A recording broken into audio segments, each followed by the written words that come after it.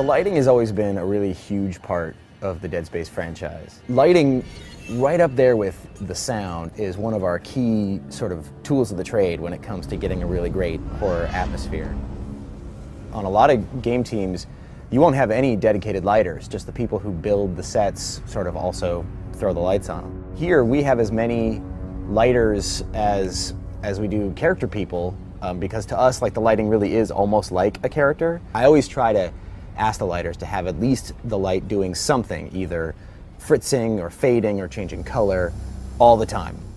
Dead Space is much more a world that needs some sort of unwrapping and exploring, and we try to use the lighting to be another character in the world that you're sort of negotiating with, and sometimes it's your friend and sometimes it's your enemy, and it is always changing and moving underneath you and alive, and something that you have to sort of contend with. Having worked on Dead Space 1, and we were pretty much, our environments were the ship, the Ishimura ship, and we didn't have a lot of variety.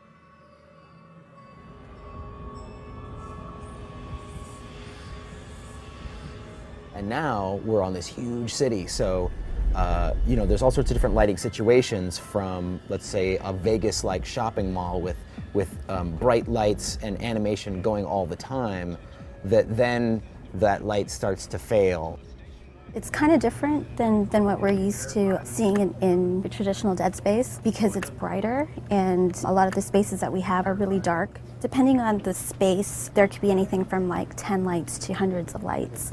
And in this space in particular, we have hundreds of lights.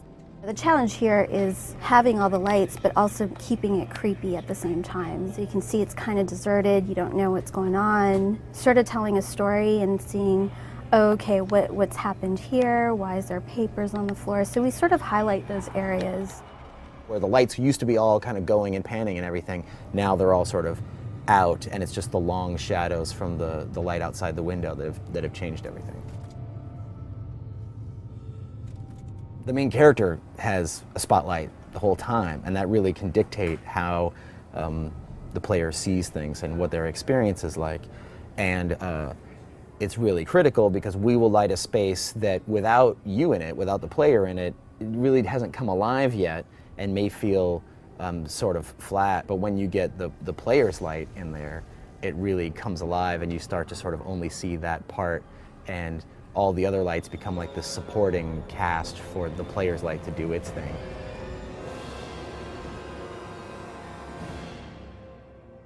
So we went back and looked at classical paintings, a lot of Rembrandt and a lot of the Dutch masters around that time, when they started to really get lighting in a tangible way, and those paintings were really about how the light came in and would illuminate a scene.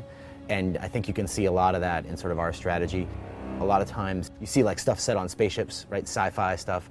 There's a lot of like beeps and boops and green light and red light and pink light and sort of, I don't know, it's like this candy cane world of high-techiness, and again, just trying to sort of show off the high-techness stuff.